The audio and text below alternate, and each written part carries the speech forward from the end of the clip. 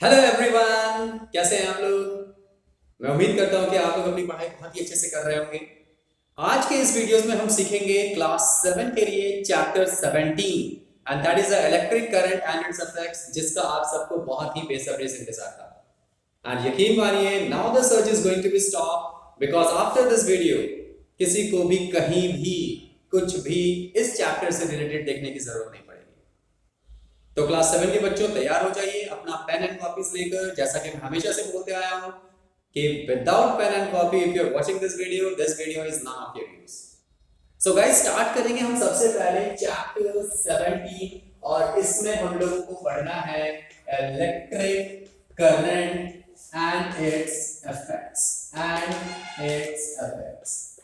जैसा कि नाम से आपको पता चल रहा है, इलेक्ट्रिक करंट वही करंट जो आपके घरों में मूव करते रहता है, जिससे आप अपने घर के सारे डिवाइसेस, मैंने एक वर्ड यूज किया यहां पर डिवाइसेस, और सारे इलेक्ट्रिकल अप्लायंसेस, एक और मैंने वर्ड यूज किया अप्लायंसेस।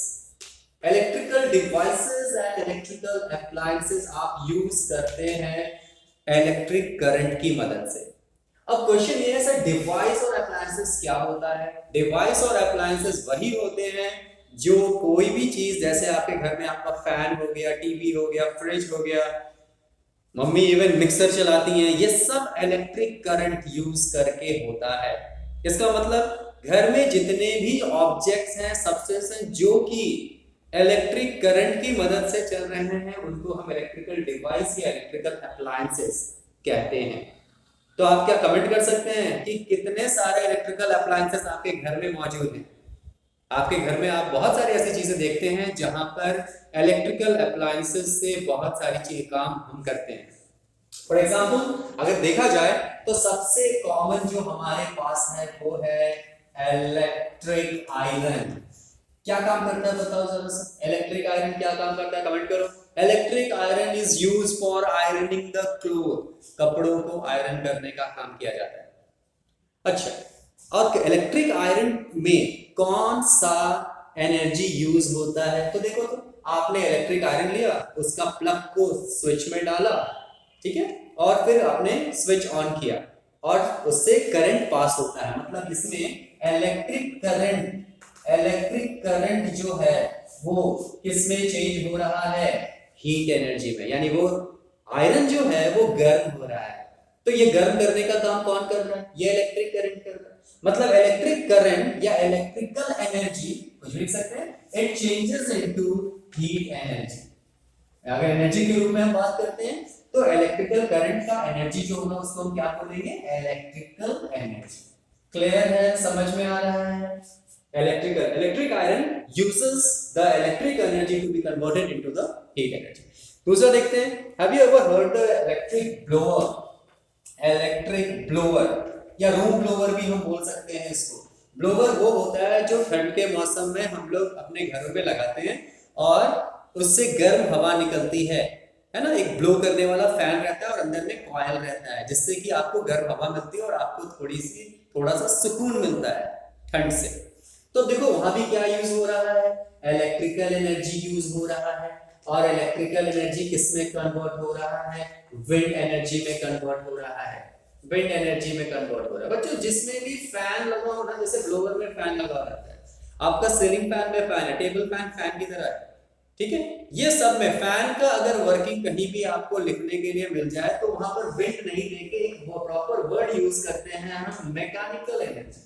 क्या होता है मैकेनिकल एनर्जी, क्लास 6 में आपने पढ़ा था। मैकेनिकल एनर्जी का मतलब है kinetic energy plus potential energy. मतलब अगर कभी डेफिनेशन आ जाए that you have to write down the definition of mechanical energy, तो आप सिंपली बोल सकते हैं the combination of kinetic energy and potential energy. अब काइनेटिक एनर्जी क्या होता है, कमेंट करिए। काइनेटिक एनर्जी का मतलब वो एनर्जी, किसी भी बॉडी का वो एनर्जी जो कि मोशन से रिलेटेड हो, और पोटेंशियल एनर्जी का मतलब जो पोजीशन से रिलेटेड हो। जैसे अगर मैं आपसे पूछूं, a car is moving on a straight road, एक कार स्ट्रेट रोड में चल रहा है, बताओ इसमें कैसा एनर्जी, मैं पूछ रहा हूं, मोशन नहीं, एनर्जी। एनर्जी कैसा है इसका, तो कार अगर मूव कर रहा है मतलब मोशन में है, तो सिंपली हम बोलेंगे इट हैज काइनेटिक एनर्जी। अगर मैं आपको बोलता हूँ you are sitting on a table, आप टेबल पे बैठ के पढ़ाई कर रहे हैं, आपका में कौन सा एनर्जी है? यानी आपका मोशन नहीं, आप एक जगह रुके हुए हैं, आपका पोजीशन फिक्स्ड है, मतलब you have the potential energy. तो कमेंट करके बताइए, a book is lying on the table, it has which energy? Energy कौन सा होगा, कौन सा होगा? कमेंट करिए, वीडियो को पॉज करिए, कमेंट करिए। Exactly it is a potential energy. Position fix है ना, बुक आपका टेबल के ऊपर ही है, मूव तो नहीं कर रहा ना, मतलब पोटेंशियल एनर्जी। क्लियर है? और दोनों मिल गया तो मैकेनिकल। तो फैन देखो तो जरा सा, ये फैन मोशन में भी है ना? अगर मैं पूछूं फैन चल रहा है तो मतलब मोशन भी है, लेकिन क्या फैन यहाँ वहां जाके चल रहा है? नहीं ना, एक जगह रुका हुआ है, मतलब पोजीशन भी फिक्स है। तो पोजीशन भी फिक्स्ड है और मोशन भी हो रहा है, दोनों काम हो रहा है, मतलब ये कैसा एनर्जी को हम बोलेंगे? Mechanical energy. ऐसे हम सोच सकते हैं। क्लियर है? तो अभी आप देखो, इस दुनिया में बहुत सारी, ये जो नेचर है ना हमारा, ये जो प्रकृति है हमारी, इसमें बहुत तरह की एनर्जी है, ठीक है? और एक वर्ड आपने जरूर सुना होगा, the ultimate source of the energy is sun. सूरज जो है ये हमारा अल्टीमेट सोर्स ऑफ एनर्जी है, मतलब स्टार्टिंग वहीं से होगा। कोई भी एनर्जी सोच लो इस दुनिया में, कोई भी एनर्जी सोच लो, वो सब स्टार्टिंग सन के एनर्जी से ही होगा। अगर सन ना हो तो शायद कुछ भी ना हो। क्लियर? तो दूसरी बात हम ये बोलते हैं, आपने बहुत सारी एनर्जीज पढ़ी, जैसे wind energy, heat energy, sound energy, electrical energy, magnetic energy, chemical energy, न जाने और कितने सारे एनर्जीज के बारे में आपने पढ़ा है। बहुत सारे एनर्जीज के बारे में पढ़ा। एनर्जी के बारे में एक बात आपने बहुत ध्यान से पढ़ी होगी, अगर नहीं पढ़ी है तो जान लो कि इस दुनिया में कोई भी ऐसा नहीं जो एनर्जी को क्रिएट कर सके या एनर्जी को डिस्ट्रॉय कर सके। मतलब एनर्जी को बनाना या एनर्जी को बिगाड़ना, डिस्ट्रॉय करना, ये किसी के बस की बात नहीं है। अगर ऐसा कभी हो गया, अगर कभी ऐसा हो गया, तो वो जो भी होगा दैट इज अबव, वो ह्यूमन बीइंग्स नहीं, थोड़ा अलग दुनिया का होगा। ओके, ठीक है, जिसको हम सुपर नेचुरल पावर्स भी बोल सकते हैं। लेकिन ऐसा होता नहीं है। होता क्या है, हम एनर्जीज जो होता है, it is only converted, it is only converted, it is only transferred from one form to another form. Energy को कोई बना नहीं सकता। अगर मुझे इलेक्ट्रिकल एनर्जी बनानी है तो मुझे हाइड्रो इलेक्ट्रिक पावर से स्टेशन से जाकर वहां बनाना पड़ेगा, मुझे थर्मल पावर प्लांट में कोयला जलाना पड़ेगा। अगर वो नहीं जला तो वो एनर्जीज कन्वर्ट नहीं होगा और नहीं बनेगा। आपके अंदर में जो आपके बॉडी में एनर्जी है, ये आपको कौन देता है? फूड। यानी आप जो फूड खाते हैं और फूड का जो केमिकल्स होता है, फूड का जो न्यूट्रिएंट्स होते हैं, कार्बोहाइड्रेट्स, फैट्स, विटामिन, ये सब आपको एनर्जी देता है। तो ये आपका क्या है? This is the law of conservation of energy. इसको हम बोलते हैं law of conservation of energy. पहले ये समझ लो, उसके बाद धीमे धीमे मैं सारा चीज बताऊंगा। क्या बताता है law of conservation of energy? ये बताता है एनर्जी कैन, मिटा दें इसको, ये वाला मिटा देते हैं, इलेक्ट्रिकल अप्लायंसेस समझ में आ गया आप लोगों को। तो ये आपको बोलता है कि एनर्जी कैन, नोट करते चलो अपने कॉपी में, energy can neither be created nor be destroyed. क्या होता है सिर्फ, but it can be transferred, it can be transferred from one form to another, from one form। बच्चों ध्यान देना तो जरा, FROM from, और यहाँ पर FORM from, दोनों में अंतर समझ में आता है? कमेंट करके बताइए दोनों का मीनिंग क्या है। From one form, और इसी के नीचे लिख रहा हूँ to another form। फॉर्म मतलब प्रकार, टाइप्स मतलब एक टाइप से दूसरी टाइप में। जैसे मैंने बोला इलेक्ट्रिक आयरन किसमें कन्वर्ट होता है? इलेक्ट्रिकल एनर्जी से हीट एनर्जी, एक फॉर्म से दूसरे फॉर्म, ठीक है? इलेक्ट्रिक ब्लोवर क्या करता है? इलेक्ट्रिकल एनर्जी को किसमें कन्वर्ट करता है? मैकेनिकल एनर्जी में, या फिर विंड एनर्जी में हम लिख सकते हैं। जरा कमेंट करके बताइए। तीसरा वाला इलेक्ट्रिक बल्ब क्या करता है? बताओ कौन सा एनर्जी किसमें कन्वर्ट करता है? Electrical energy. पहले वीडियो पॉज करो, उसके बाद कमेंट करो, नो चीटिंग। इलेक्ट्रिकल एनर्जी किसमें कन्वर्ट हो गया? इसमें कन्वर्ट हो गया। बल्ब क्या करे? स्विच आपने दबाया, करंट पास हुआ, लाइट जला, मतलब electrical energy into light energy, जो सबसे कॉमन और आप अपने घरों में यूज करते हैं, इलेक्ट्रिक बेल है ना, डोरबेल होता है, कोई मेहमान आते तो टिंग टॉन्ग, और फिर वो जल गया, है ना, आपको आवाज आती है। तो बताओ तो ये इसमें कौन सा एनर्जी किसमें कन्वर्ट हो गया? Electrical energy, electrical energy into sound energy, electrical energy into sound energy. Clear? Clear है, समझ में आ रहा है? अब ये जितने भी डिवाइसेस हैं जो कि आपके डीएवीज के बुक में एक्टिविटी 1 में दिया हुआ है, बहुत सारे अप्लायंसेस के नाम दिए हुए होंगे, और उसमें आप एक चीज चेक करना कि वो जितने भी नाम हैं आपके डिवाइसेस के, डिवाइसेस मतलब अभी मैंने बताया जो भी चीज आपके इलेक्ट्रिसिटी से चलता हो, करंट से चलता हो, वो सब इलेक्ट्रिकल अप्लायंसेस या इलेक्ट्रिकल डिवाइस कहते हैं। आपको कमेंट करना है कि कौन कौन सा नाम है। अब देखो ये जितना भी मैंने यहाँ 4 एग्जांपल्स लिए हैं, इलेक्ट्रिक आयरन, इलेक्ट्रिक ब्लोअर जिसको रूम ब्लोअर भी बोलते हैं, इलेक्ट्रिक बल्ब, इलेक्ट्रिक बेल, ये सब चीज इसमें एक कॉमन चीज है, they all run with the electrical energy. ये सब इलेक्ट्रिकल एनर्जी से ही चलते हैं। क्लियर है? समझ में आ रहा है? समझ में आ रहा है? चलिए जल्दी से इसको नोट करिए, फिर हम लोग बात करें। ओके, तो ये क्लियर हो गया आपको कि हमारे घरों में बहुत सारे ऐसे डिवाइसेस हैं जो कि इलेक्ट्रिसिटी से चलते हैं। जरा सोचो कि अगर इलेक्ट्रिसिटी हमारी जिंदगी में ना होती तो शायद हम कुछ भी नहीं कर पाते। इवन आपका सेल फोन जिस पे आप ये वीडियोस देख रहे हैं, ये भी कहीं ना कहीं इलेक्ट्रिसिटी से चार्ज होकर ही चलता है। और इलेक्ट्रिसिटी से क्या चीज चार्ज होता है? इसके अंदर में रहने वाला बैटरी।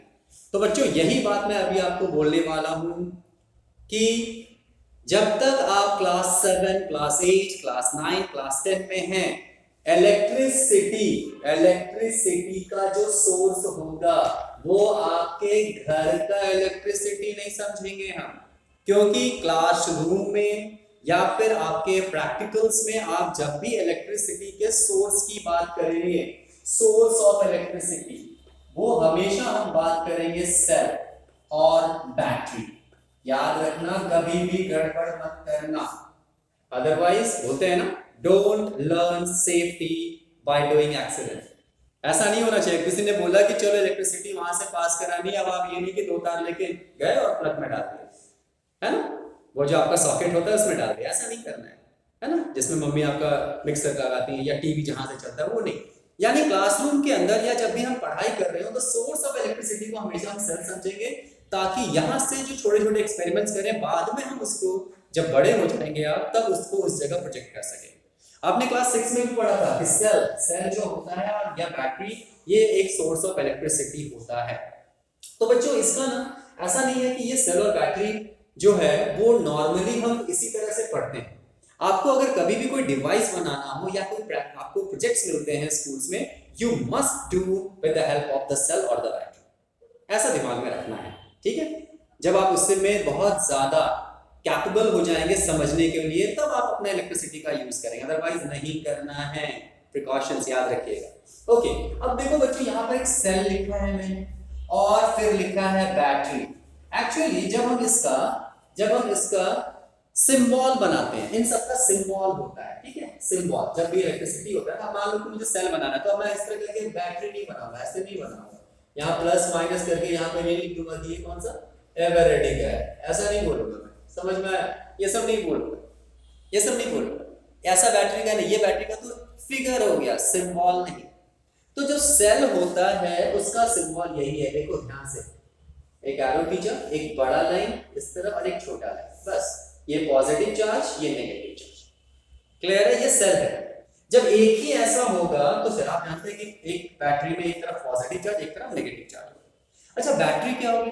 जब 2-3 सेल एक साथ हो जाएं, 2-3 सेल एक साथ हो, देखो तो कैसे करेंगे?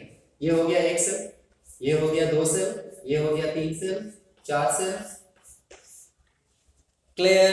सब में कर सकते हैं, पॉजिटिव एक बड़ा एक छोटा, है ना, पॉजिटिव नेगेटिव, पॉजिटिव नेगेटिव। तो अब आप अपने बोलने के आदत को चेंज कर लीजिए, कहां पर बैटरी बोलना है, कहां पर सेल बोलना है। तो जरा आप मुझे बता सकते हैं कि आपका जो मोबाइल है उसमें सेल लगता है या बैटरी लगता है? कमेंट करिए। आपका जो मोबाइल है उसमें सेल लगता है या बैटरी? कमेंट करके आंसर दीजिए, बाद में बताओ।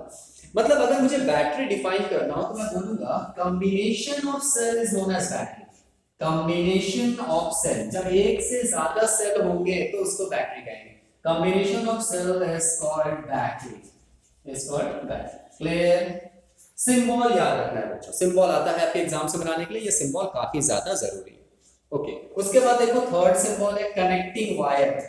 वायर के लिए कुछ नहीं, वायर कहने का मतलब सिंपली एक लाइन खींच दो इस तरह, ये कनेक्टिंग वायर रहेगा। जब भी आप इसका डायग्राम बनाओगे ना तो ये सारी चीजें यूज करनी होगी। जैसे मैं आपको बोल दिया कि एक डायग्राम बनाओ जिसमें कनेक्टिंग वायर हो, एक बैटरी हो, एक बल्ब हो, तो इन सबको आप ऐसा नहीं कि आप ड्राइंग बना रहे हो, ड्राइंग नहीं, उसका सिंबल के हिसाब से आपको सर्किट बनाना हो, एक फिगर बनाना है। उसी तरह देखो बल्ब होता है, बल्ब को हम कैसे लिखते हैं, देखो बल्ब के लिए इस तरह करते हैं, ऐसे ऐसे करके यहाँ निकाल दिए और या फिर इस तरह करके ये कर दिए, एक तरफ पॉजिटिव एक तरफ नेगेटिव। क्लियर है? समझ में आ रहा है सबको? नोट करो जल्दी जल्दी, जल्दी जल्दी नोट करिए। ओके, और देखो क्या हो सकता है, और देखो क्या हो सकता है, समझ में आ रहा है सबको ना कैसे हमको करना है? उसके बाद देखो इलेक्ट्रिक स्विच, सबसे important electric switch. Electric switch, electric switch में हम दो तरह से इसको पढ़ेंगे। इलेक्ट्रिक स्विच जो होगा उसको हम दो तरह से पढ़ेंगे। ध्यान से समझो कैसे है। एक ऐसे एरो खींचो, एक यहाँ, एक इधर, एक इधर, एक इधर, और एक पोजीशन क्या है देखो जरा, इस तरह किया हमने, यहाँ टच, ठीक है, इस तरह किया, यहाँ पर किया। देखो ध्यान से बच्चों, ये जो चीज है यहाँ खाली है, खुला है, खुला है मतलब जैसे आप स्विच ऑफ करते हो तो जॉइंट हट जाता है, ठीक है, कनेक्टिंग वायर्स टूट जाते हैं। जब टूट जाते हैं तो इसको हम बोलते हैं ऑफ हो गया, ऑफ पोजीशन, मतलब ये ऑफ पोजीशन है। ऑफ पोजीशन में टच नहीं होना चाहिए, टच होगा तो वो ऑन पोजीशन हो जाएगा। ओके ओके, क्लियर है? ये ऑफ पोजीशन, और ये जो हो जाएगा अगर दोनों टच हो गया तो ये हो गया ऑन पोजीशन। आप लोगों को ये स्विच का पोजीशन मालूम होना चाहिए, कहां पर स्विच टच करना है और कहां पर उसको अलग अलग करना है। So this is the of position and this is the on position. Okay, इसके बाद बच्चों एक होता है रेजिस्टेंस वायर। रेजिस्टेंस वायर ये थोड़ा इंपॉर्टेंट है, ये सब मैं बता देता हूं। रेजिस्टेंस वायर को आप सिंपली ऐसे ऐसे करके डिनोट कर सकते हैं। रेजिस्टेंस वायर का काम क्या? रेजिस्टेंस का मतलब होता है प्रतिरोध, रोकना किसी को। जैसे मान लो कि आप कहीं जा रहे हैं दौड़ कर, तो देखते हैं जो हवा होती है वो आपको अपोज करती है ना, रोकती है, सोचती है कि हवा जो है वो आप मोशन में ना जा पाए। इसका मतलब किसी मोशन को रोकने का काम जो होता है वो आपका, उसको हम रेजिस्टेंस कहते हैं। जब हम इलेक्ट्रिसिटी की बात कर रहे हैं तो इस जगह पर करंट के फ्लो को थोड़ा सा रोकने के लिए या करंट के ज्यादा अमाउंट को कम करने के लिए हम जिस चीज का यूज करते हैं, जिस चीज का यूज करते हैं वो होता है रेजिस्टेंस वायर, और इसको हम इस तरह करके यूज कर सकते हैं। तो रेजिस्टेंस का मतलब प्रतिरोध, ये हम एक्सटर्नली भी लगा सकते हैं और कुछ मटेरियल्स के नेचर पे भी डिपेंड करता है रेजिस्टेंस कैसा होता है, तो जिसके बारे में और भी हम आगे पढ़ेंगे।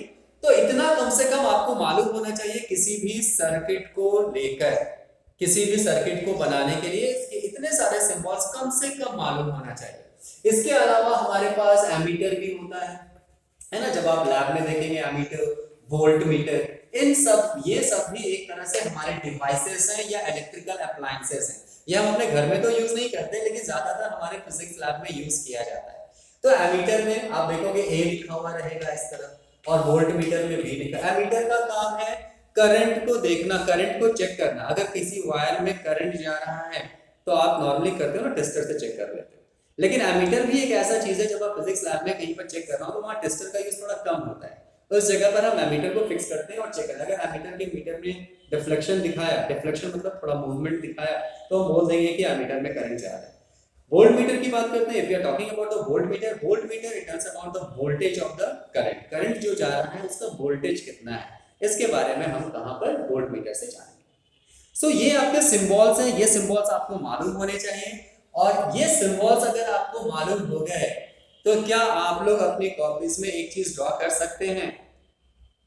आपको एक सर्किट डायग्राम बनाना है। मैं क्वेश्चन लिख दूं वहां पे, यहां लिख रहा हूं, एक सर्किट डायग्राम बनाना है, कुछ ज्यादा ऊपर हो गया, सर्किट डायग्राम बनाना है जिसमें आपका एक वायर हो, एक सेल हो, एक सेल हो, कनेक्टिंग वायर हो, कनेक्टिंग वायर हो, ठीक है, और एक बल्ब हो, बल्ब हो, ठीक है, और एक स्विच हो, स्विच। ध्यान देना है कि ये सर्किट में बल्ब जलना चाहिए, मतलब आपको ध्यान देना है कि स्विच आपका ऑन रहेगा या ऑफ रहेगा। इन सब 4-5 को मिलाकर एक डायग्राम बनाइए जिसमें आपका बल्ब जलना चाहिए। अगर आप कर सकते हैं मतलब आपके सारे सिंबल्स क्लियर है। जल्दी से इसको ये नोट कीजिए और उसके बाद हम लोग आगे बढ़ते हैं। ओके,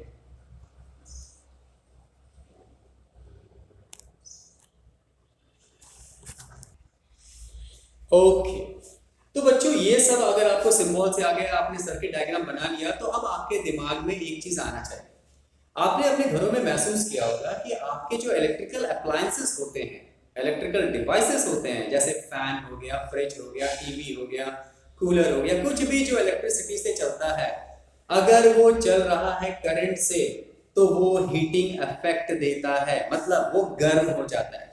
कितने बच्चों ने ऐसा महसूस किया है, जरा कमेंट करके अपना नाम बताइए कि when an electric current passes through a wire it gets heated up। मैं एक वर्ड यूज कर रहा हूं यहां पर, when an electric current when an electric current when an electric current passes through electric current passes through a wire it produces heating effect,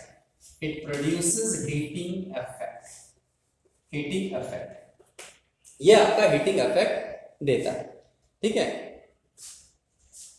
और इस phenomenon को, इस प्रोसेस को जानने वाले सबसे पहले थे हमारे जूल्स नाम के एक साइंटिस्ट थे, जूल, और इसी के चलते हम इनको बोलते हैं जूल हीटिंग इफेक्ट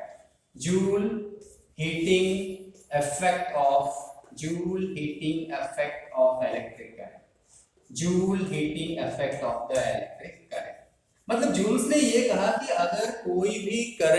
अगर करंट किसी वायर में पास होता है तो वो वायर हीट हो जाएगा, गर्म हो जाएगा, ठीक है। और उनका कहना था कि ये जो हीटिंग इफेक्ट है ये कुछ बातों पे डिपेंड करता है, मतलब the heating effect of a wire, ऐसे कर लो, इफेक्ट मत करो, heating up of the wire depends on the following factor, इन सब बातों पे डिपेंड करता है। नोट करिए, क्या आप बता सकते हैं कि कौन कौन सी बातों पे डिपेंड करता है उसका हीटिंग इफेक्ट्स, कौन कौन सी बातों पे डिपेंड करता है, जरा कमेंट करके बताइए।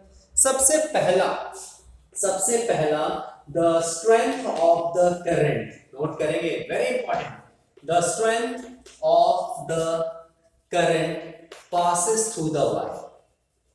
अभी पहले लिखो, उसके बाद हम इसको समझने की कोशिश करेंगे। Passes through wire, the strength of the current passes through the wire. Second में नोट करो, the nature of material, its thickness, पहले लिखो its length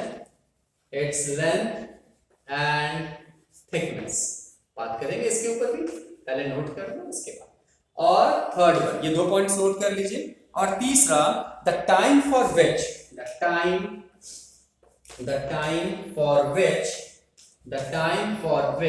इलेक्ट्रिक करंट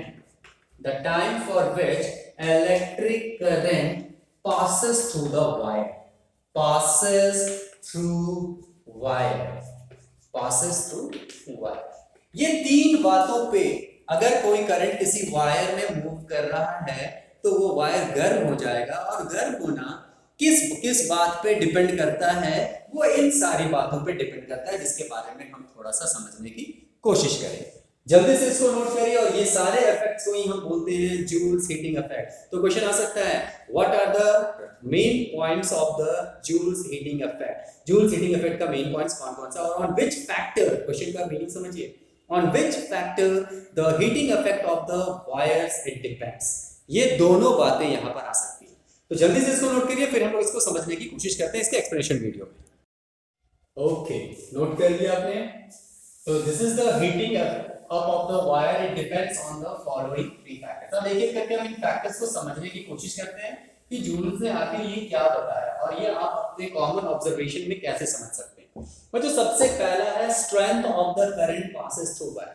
अब आप जरा सोचो, जब भी मैं करंट बोल रहा हूं आपको क्या सोचना है, कहां से वो निकल रहा है। 7, 8, 9, 10 क्लास में सेल या बैटरी, ठीक है। अब आप जरा मैं बताओ, अगर मैं एक सेल लेता हूं और यहां पर मैं कम से कम सीरीज ले लिया, ठीक है, plus minus plus minus plus minus plus minus, बता सकते हैं इसमें कितना सारा सेल है। अच्छा, दोनों में सेल कौन, दोनों में सेल कौन, ये फर्स्ट नंबर वाला सेल या ये सेकंड नंबर वाला सेल, कमेंट करिए। पहला वाला सेल या सेकंड वाला सेल, कौन सा सेल। ओके गुड, ये फर्स्ट वाला सेल और दूसरा वाला बैटरी। जब दो तीन सेल एक साथ मिलते हैं तो उसको बैटरी कहते हैं। अच्छा बच्चों बताओ, अगर मान लो ये बैटरी है और इसमें मैंने एक तार जोड़ दिया, यहाँ पर भी बैटरी और यहाँ पर मैंने एक तार जोड़ दिया, कनेक्टिंग वायर्स, ठीक है ना, कनेक्टिंग वायर को हम ऐसे जोड़ते हैं। अब आप मुझे बता सकते हैं कि करंट सबसे ज्यादा किन दोनों में से किसमें पास होगा, करंट किसमें ज्यादा पास होगा, कमेंट करिए। फर्स्ट केस या सेकंड केस, 1 नंबर ऊपर वाला, सेकंड नंबर नीचे वाला, कौन से केस में करंट ज्यादा पास होगा, कौन से केस में। Okay very good, it is the second case. Second case में करंट ज्यादा होगा। सिंपल सा बात, जिन बच्चों को नहीं समझ में आ रहा है फिर से समझिए। यहाँ पर एक बैटरी है ना, तो एक बैटरी से जो करंट आएगा वो थोड़ा छोटा होगा। यहाँ पर 3 बैटरी है, मान लो आप एक टॉर्च लेते हो, उसमें एक सेल लगाते हो, तो वो वाला बल्ब ज्यादा जोर से ज्यादा अच्छा ग्लो करेगा, या जहां पर 3 सेल आपने लगाया वो अच्छा ग्लो करेगा। 3 सेल वाला मतलब 3 सेल है, तो इसका मतलब इस जगह पर हो गया पहला point, the strength of the current passes through the wire. अगर स्ट्रेंथ ज्यादा हो जाए, स्ट्रेंथ समझ में आ रहा है, ताकत, किसका ताकत, करंट का ताकत ज्यादा हो जाए। ज्यादा कैसे कर सकते हैं हम, बैटरी को बढ़ा के, सोर्स ऑफ इलेक्ट्रिसिटी बढ़ा के। आपके घर में जो करंट पहुंचता है वो 220 वोल्ट, अगर डीवीसी का तार के ऊपर जाता है आप पकड़ लो तो वो करंट ज्यादा है, आपके घर में पहुंचने वाला वो तार का करंट ज्यादा, डीवीसी वाला ज्यादा, क्योंकि वो 11,000 का होता है, 11,000 वोल्ट का होता है। तो सिंपल सी बात है कि अगर हम लोग बैटरी के नंबर्स बढ़ाते, सेल के नंबर्स बढ़ाते जाएंगे तो वो उसका स्ट्रेंथ ऑफ करंट वो ज्यादा होगा। अगर स्ट्रेंथ ऑफ करंट ज्यादा होगा तो ये क्या करेगा, हीटिंग करेगा ज्यादा। तो आप मुझे बताओ, दोनों भी केसेस में जहां हम एक सेल यूज कर रहे हैं, यहाँ पर एक बैटरी यूज कर रहे हैं 3 सेल का, दोनों में वायर किसमें ज्यादा गर्म होगा, ज्यादा गर्म किसमें होगा। Very good, this is second case. समझ में आ रहा है, the strength of the current passes through the wires का मीनिंग क्या होगा। मतलब सिंपल सा है कि अगर स्ट्रेंथ बढ़ाएंगे तो करंट बढ़ेगा, और करंट बढ़ेगा तो हीटिंग इफेक्ट बढ़ेगा, मतलब उस वायर, वो वायर जो होगा वो ज्यादा गर्म हो जाएगा। क्लियर हो गया पहला पॉइंट। चलिए दूसरे पॉइंट के ऊपर बात करते हैं, the nature of the material, its length, comma है यहाँ, its length and thickness. Nature of material बच्चों, इसके बारे में सिंपली यही जानना है। जैसे आप अपने घरों में कॉपर वायर भी यूज करते हैं, कितने लोग एल्युमिनियम यूज करते हैं, कितने लोग आयरन यूज करते हैं, अलग अलग मेटल्स, सारे मेटल्स जो होंगे they are the good conductors of electricity, एक अच्छे कंडक्टर्स होते हैं, इसके अंदर इसके चलते वो करंट को पास कर सकते हैं। इससे पहले भी मैंने जो वीडियोस बनाए थे इलेक्ट्रिक चार्जेस एट रेस्ट, उसको आप जरूर देखिए, इलेक्ट्रिक करंट से रिलेटेड है वो, ताकि आप इन सारी चीजों को समझ सकें। तो the nature of the material में आप देख सकते हैं कॉपर यूज होता है, सिल्वर यूज होता है, लेकिन फिर भी हम बोलते हैं ना इन सब में से बेहतर कौन, इन सब में से बेहतर कौन, तो हम बोलते हैं silver is the best conductor of electricity. जो सिल्वर होता है वो बेस्ट, लेकिन क्या कॉपर हमारे घर में यूज नहीं होता, बिल्कुल यूज होता है। तो इन सब के ऊपर डिपेंड करता है कि कौन सा मटेरियल हम ले सकते हैं। अलग अलग मटेरियल्स होते हैं, वो सब पास कर सकते हैं, लेकिन उसमें से भी बेहतर कौन, ठीक है। तो नेचर के ऊपर डिपेंड करता है। उसके बाद है लेंथ एंड थिकनेस। बच्चों लेंथ का मतलब होता है लंबाई, कोई तार बहुत लंबा है, कोई तार छोटा है। और थिकनेस, पहले लंबाई की बात करें फिर थिकनेस की बात करते हैं। तो कोई तार बहुत लंबा है और कोई तार बहुत छोटा है, और इसमें से करंट जा रहा है, इसमें से करंट जा रहा है, तो हीटिंग इफेक्ट किसमें ज्यादा होगा। सिंपल सी बात है बच्चों, जो लंबा तार है करंट को बहुत दूर तक जा रहा है, तो टाइम ज्यादा लग रहा है, यानी वो करंट अगर बहुत लॉन्ग डिस्टेंस कवर कर रहा है, मतलब वहां पर हीटिंग इफेक्ट के चांसेस ज्यादा है। आपके घर में जो इलेक्ट्रिसिटी पहुंचती है वो बहुत दूर से आती है, चलकर तारों के थ्रू, वायर के थ्रू। देखिए ओवरहेड तार होता है, ओवरहेड तार होता है, और उसी तार में करंट जाता है, और फिर लास्ट में वो आपके घर में पहुंचता है, और वही तार में बहुत सारा जो हीट होता है वो एटमॉस्फेयर में लॉस्ट हो जाता है। इसका मतलब जितना लंबा तार उतना ज्यादा हीटिंग इफेक्ट और उतना ज्यादा लॉस्ट हो जाएगा हीट। कम तार थोड़ी दूर में, जितने ही दूर में तो चलेगा हीट, और उसके बाद जो होगा फिर आपके डिवाइस में घुस जाएगा। क्लियर है? तो लेंथ ज्यादा तो हीटिंग इफेक्ट ज्यादा, हीट एनर्जी ज्यादा, और वायर अगर शॉर्ट हो या लेंथ उसका कम हो तो हीटिंग इफेक्ट कम हो। उसके बाद बात करते हैं थिकनेस का। थिकनेस का मतलब होता है बच्चों वो कितना ज्यादा विड्थ में है, मोटा कितना है। एक मान लो इतना मोटा और एक मैंने थोड़ा पतला कर दिया है, हल्का सा पतला कर दिया ऐसा। अब ये समझ लो ये मोर थिकनेस और यहाँ पर है लेस थिकनेस। अब इन दोनों में चेक करना है कि किसमें हीटिंग इफेक्ट ज्यादा होगा। बच्चों सिंपल सा बात है, ये मोटा है, इसमें करंट जाएगा, इसमें करंट जाएगा तो इसका हीटिंग इफेक्ट ज्यादा होता है, इसका हीटिंग इफेक्ट ज्यादा होता है। क्यों होगा ज्यादा? क्यों होगा ज्यादा? क्योंकि ज्यादा मोटा तार है, मतलब उसके सारे जो मेटल्स हैं, जो अरेंजमेंट है उसके, उसमें जितने भी इलेक्ट्रॉन्स, अब इलेक्ट्रॉन्स का कंसेप्ट अलग हो जाएगा ना, ऐसे नहीं समझना है। आप सिंपली ये समझ लो कि जो मोटा वाला तार है, मोटा वाला तार है, इसमें करंट ज्यादा होगा और ज्यादा करंट होगा तो ज्यादा हीटिंग इफेक्ट होगा। ये थोड़ा सा पतला वाला तार है, लेस थिकनेस, थिकनेस कम है, पतला तार है, मतलब इसमें हीटिंग इफेक्ट कम होगा। क्लियर? इसीलिए इलेक्ट्रिक फ्यूज जो आप घर में फ्यूज लगाते हैं उसमें पतला तार होता है। अगर मोटा तार होगा तो हीटिंग इफेक्ट ज्यादा होगा, वो पूरा बर्दाश्त किए हुए है, आपके घर में फैन उड़ जाएगा सब, पता चला वो लास्ट में जलेगा, आपका फैन जल गया तब लास्ट में हो जाएगा। बात करेंगे इसके बारे में। तो थिकनेस ज्यादा, हीटिंग इफेक्ट ज्यादा, कम थिकनेस, हीटिंग इफेक्ट कम। क्लियर? तो ये सेकंड पॉइंट में बात करते हैं, ये याद जरूर ध्यान देना है। If the length is maximum, if the length is more, then the heating effect will be more because the current has to be travel at a more distance. अगर लेंथ कम है, लेंथ मतलब लंबाई, और थिकनेस मतलब मोटाई, कितना आपका ज्यादा थिकनेस है मतलब कितना ज्यादा विड्थ है, ठीक है, उसके हिसाब से ये बात करते हैं। Okay, last one, the time for which the electric current passes through the wire, कितना टाइम तक वो करंट जा रहा है। इसका बहुत ही बेहतर एग्जांपल आप अपने घर में देख सकते हैं। कोई फैन, आपका सीलिंग फैन, उस फैन को आप आधा घंटा चलाएं और कुछ दिनों के बाद ऑब्जर्व करना उसी फैन को आप अगले दिन 1 घंटा चलाएं, आप चेक करो कि हाफ एन आवर में वो फैन ज्यादा गर्म होगा या 1 घंटा चलेगा तो ज्यादा गर्म होगा। कमेंट करके बताइए, कमेंट करके बताइए। या फिर 2 फैन ले लो, एक फैन को हाफ एन आवर चलाओ, एक फैन को 1 घंटा चलाओ, दोनों में से ज्यादा गर्म कौन होगा? सेम करंट हो तो बताओ, जो ज्यादा टाइम चलेगा वो ज्यादा गर्म है, ज्यादा वर्क किया तो ज्यादा गर्म। सिंपल सी बात। इसका मतलब कितने टाइम तक करंट पास हो रहा है उस वायर में, इस बात पे भी ये डिपेंड करता है। मतलब ज्यादा टाइम करंट अगर पास करे तो वो वायर ज्यादा गर्म होगा। इसीलिए आपको कहा जाता है कि जब भी आप घर से बाहर निकलें, आप अपने रूम की लाइट स्विच सब बंद कर दें, वरना वो वायर में करंट जाएगा और वो हीटिंग इफेक्ट प्रोड्यूस करेगा। कितने बच्चे ऐसे हैं जो अपने घर के इलेक्ट्रिसिटी को बंद करते हैं? ये सब हमारे देश को बचाने के लिए भी बहुत इंपॉर्टेंट चीज है। अपने लाइफस्टाइल में लाना है इसको। आप घर से बाहर निकलते हो, खेलने बाहर निकलते हो, क्लासरूम से बाहर जाते हो, just put off, switch off the fan and lights, ताकि उससे हीटिंग इफेक्ट ना हो। ज्यादा टाइम चलेगा ना तो फिर हीटिंग इफेक्ट हो जाएगा। उसके कुछ एडवांटेजेस भी है, कुछ डिसएडवांटेज भी है, जिसके बारे में अभी जस्ट थोड़ी देर में हम पढ़ेंगे। तो क्लियर हो गया ये तीनों factor, how the 3 factors affects the heating effect of the current, और what are the factors that affects the heating effect of the heating up of the wire. जल्दी से इसको नोट करिए, फिर हम लोग आगे चलते हैं। ओके बच्चों, तो मुझे उम्मीद है कि आप लोगों ने ये सारी चीजें नोट कर ली हैं। ओके, अब हम लोग बात करेंगे advantages and disadvantages of the electric current. अब इसका एडवांटेज क्या है? ये जो हीटिंग इफेक्ट हो रहा है, ये जो हीट प्रोड्यूस हो रहा है, इसका इफेक्ट है। उससे करने से पहले बच्चों कुछ हम लोग अपने घर में यूज होने वाले इलेक्ट्रिकल अप्लायंसेस को देखेंगे कि कौन कौन से अप्लायंसेस में हम इस बातों को कवर करेंगे। जैसे आपने देखा है इलेक्ट्रिक आयरन, ओके, आपने देखा है रूम हीटर तो कॉमन वाला, ठीक है, रूम हीटर। आपने एक और देखा है इमर्शन रॉड, जिसको हम बोलते हैं वाटर हीटर, है ना, पानी में डुबा देते हैं बाल्टी में और फिर वो गर्म हो जाता है ना।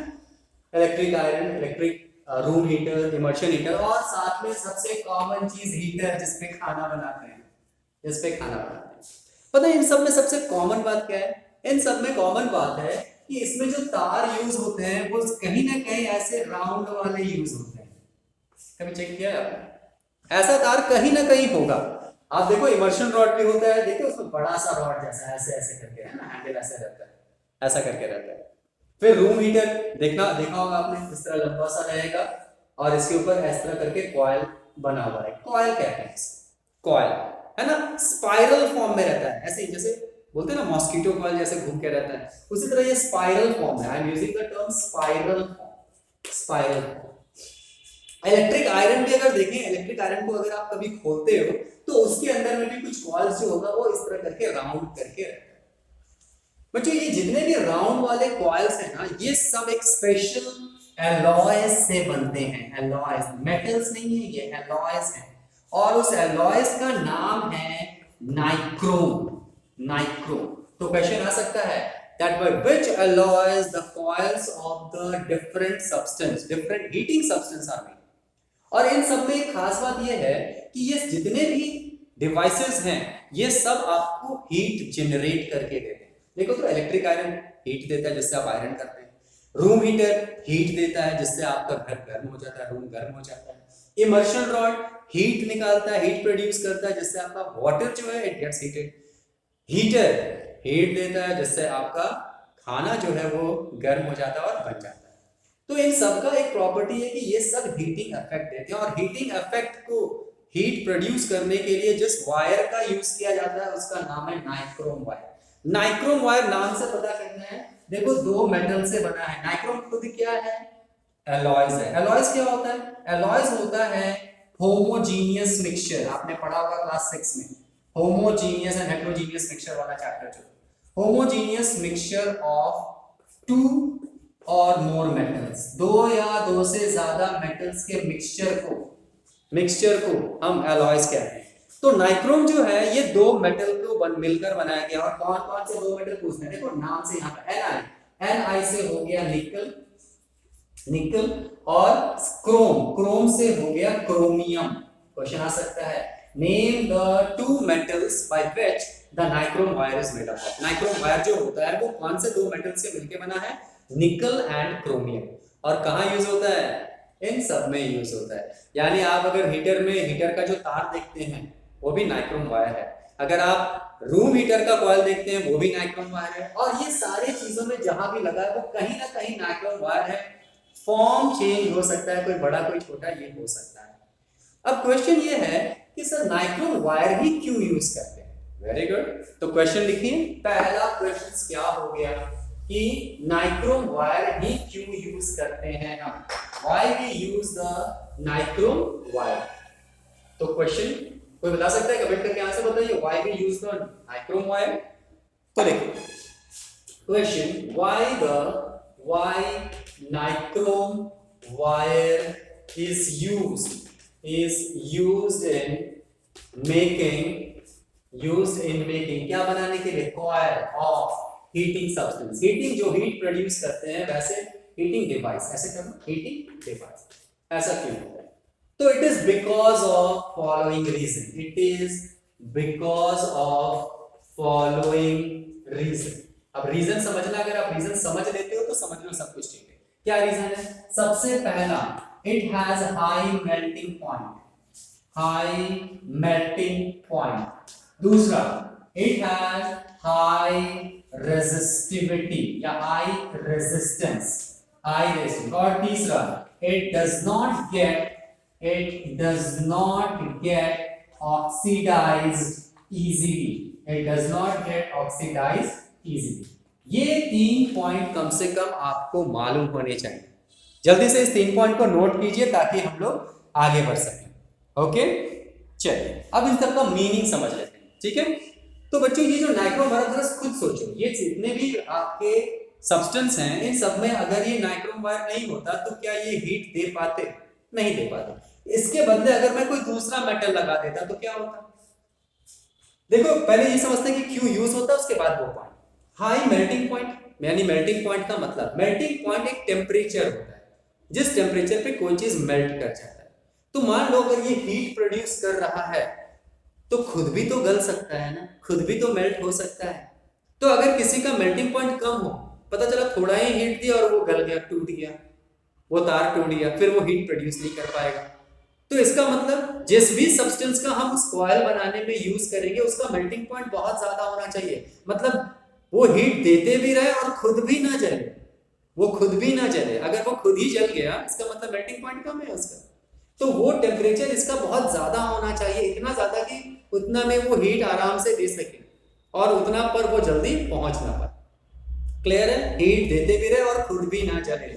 नीचे point, does not get oxidize easily, खुद ना जले आराम से। अगर हम कोई दूसरा मेटल यूज करेंगे तो हो सकता है वो खुद जल जाए या टूट जाए और आपको वो हीट ना मिले।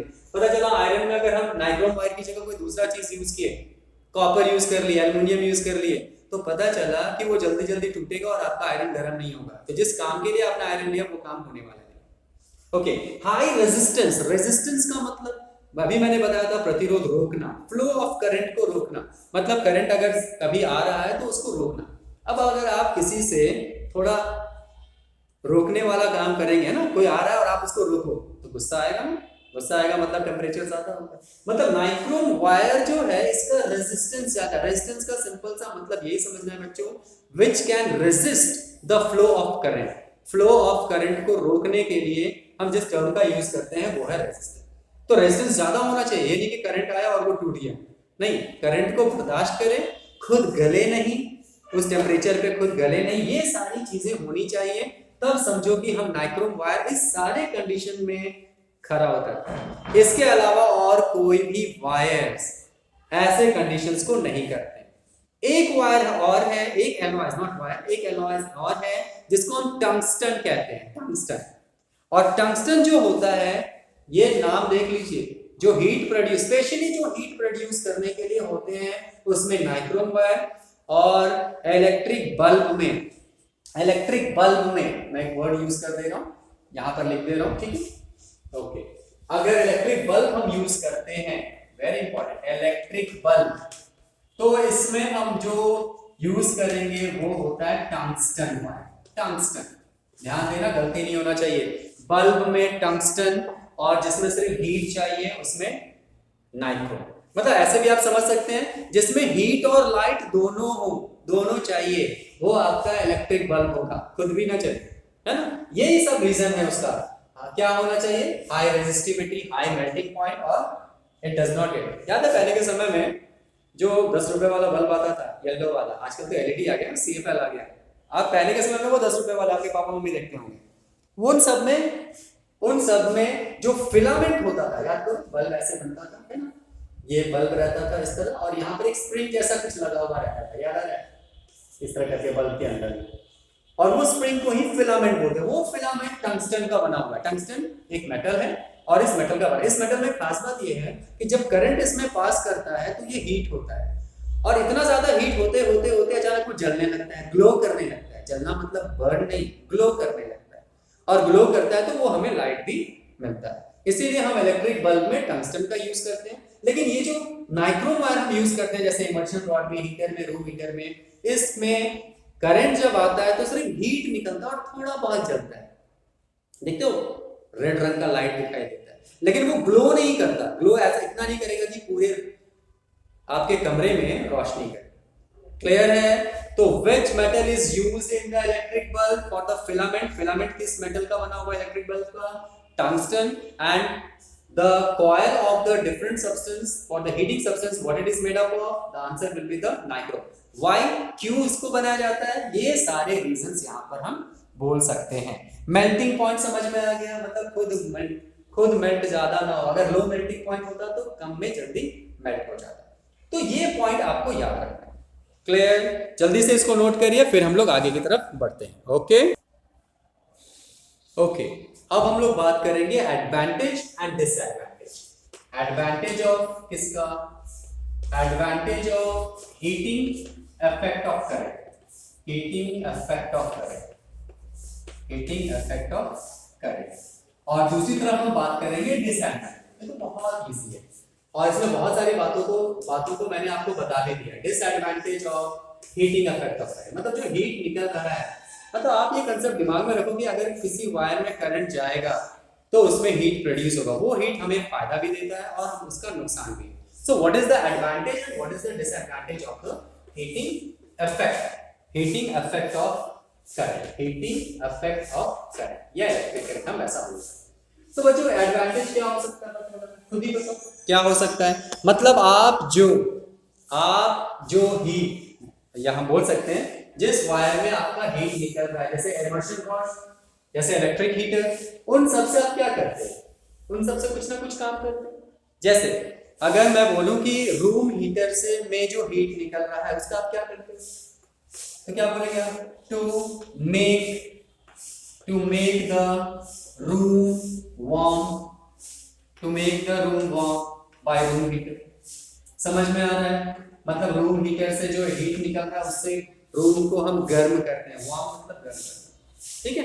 दूसरा और क्या हम बोल सकते हैं, और क्या बोल सकते हैं, टू मेक फूड, अगर हीटर को हम गर्म करते हैं, हीटर से जो हीट निकल रहा है वो खाना बनाने के काम में आता है, ठीक है। Immersion rod, to boil water, 4 number for ironing the cloth, मतलब कपड़ों को आयरन करने के काम में भी आता है। ये सारी चीजें हीट से ही हो रही हैं, लेकिन उसके डिवाइसेस अलग अलग हैं, डिवाइसेस अलग, एक रूम हीटर कहीं यूज हो रहा है, कहीं पर आपका नॉर्मल हीटर यूज हो रहा है, कहीं पर आपका इमर्शन रॉड यूज हो रहा है, कहीं पर आपका इलेक्ट्रिक आयरन यूज हो रहा है। क्लियर है सबको? तो ये एडवांटेज आप देख सकते हैं, मतलब ये जो हीट निकल रहा है करंट के चलते, जो हीट प्रोड्यूस हो रहा है, it is used up in our daily life for the maximum use. Okay. अब इसका डिसएडवांटेज क्या है बच्चों? डिसएडवांटेज को समझने के लिए हम ये समझते हैं कि जो करंट बन रहा है, जो करंट हमारे घर में पहुंचता है, ये एग्जैक्टली ऐसा नहीं है कि बस ट्रांसफार्मर से निकला और आपके घर में पहुंच गया, आपके कॉलोनी में कहीं ना कहीं ट्रांसफार्मर होगा। ये जो इलेक्ट्रिक करंट है, it comes to our home from the several distance by travelling all the several distances on the main, all the long distance. The electric current, it cover all the distances, all the long distances, and then it comes to your home. तो होता क्या है कि जब वो रास्ते में travel करते हैं, सो मैक्सिमम हीट, जो करंट मैंने कहा था ना, जितना ज्यादा लंबा, लंबाई ज्यादा, लेंथ ज्यादा, the heat produced will be maximum, and that all heat get lost to the surrounding. जो हीट वहां उस तार से निकल रहा है, उस हीट का हम कोई यूज नहीं कर पाते। इसका मतलब ये तो मालूम है ना, करंट पास होगा तो हीट निकलेगा, और वो जो हीट निकल रहा है, क्या हम उसका कोई यूज कर पा रहे हैं? नहीं कर पा रहे। तो हम बोल सकते हैं कि the current carrying wire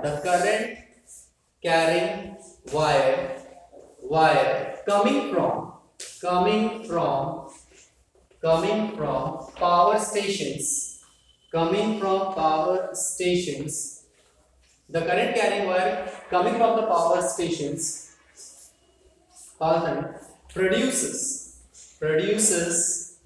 heat which get lost to its surrounding. क्या होता है उस हीट का? क्या होता है? वो तो एटमॉस्फेयर में खो जाता है, तो which get lost to its surroundings. Clear? और फिर उसका कोई भी यूज नहीं होता। ये सबसे बड़ा डिसएडवांटेज है। और दूसरा सबसे बड़ा डिसएडवांटेज, जब कोई करंट बार-बार पास होता है, बहुत दिनों तक पास होते गया किसी भी वायर में, तो जो उसका इंसुलेशन होता है, बच्चों इंसुलेशन का मतलब क्या है? आप देखते हैं ना, कोई भी तार आप घर में लेते हो, उसको ऐसे छीलते हो, है ना, कट करते हो, ताकि उसके अंदर का जो कॉपर वायर है वो निकाले, तो उसके ऊपर का जो प्लास्टिक कवर है या पीवीसी है, उसको इंसुलेशन बोला जाता है। आपने कभी कभी देखा होगा, जब आप तार कहीं ज्वाइंट करते हैं, उसके ऊपर सेलो टेप, मोटा वाला सेलो टेप भी चिपका देते हैं, वो भी इंसुलेशन हो गया। मतलब insulation is the outer plastic covering, जो प्लास्टिक कवर है वो। तो बार बार अगर आप किसी भी करंट को वहां से पास होने दें, तो वो करंट जो है वहां पर उस जगह पर हीटिंग इफेक्ट प्रोड्यूस करके उसको मेल्ट कर देता है या जला देता है, मतलब इंसुलेशन का ब्रेक डाउन हो जाता है। तो क्या लिख सकते हैं? the heating effect ऐसे कर दो, the heat so produced, है ना, ये ज्यादा बेटर है। क्या लिखेंगे? the heat so produced in a current